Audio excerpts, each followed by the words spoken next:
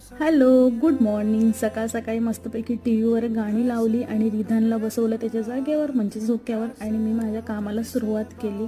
रात्रीची भांडी होती ती रॅकवर मस्तपैकी लावून घेतली आणि आज पिलो थोडेसे खराब झाले होते म्हणून धुतले आणि ते टेरेसवर जाऊन मस्त ऊन पडलं होतं म्हणून सुकवून आले.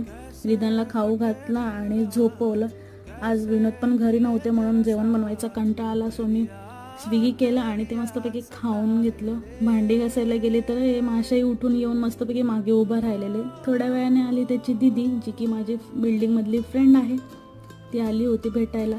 संध्याकाळी परत आम्ही निघालो रिधानच्या टॉईजची शॉपिंग करायला. तिथे गेलो पण मला काही इतके आवडले नाही. त्यात मी 1-2 वस्तू घेऊन आली आणि हा क्यूट असा बेबी दाखवत होते त्याला मी. येताना भाजीपाला घेतला आणि घरी आलो. घरी आल्यानंतर भाजीपाला वॉश केला, फ्रेश झाले आणि रात्रीच्या जेवणाची तयारी. जेवलो आणि असं होतं मी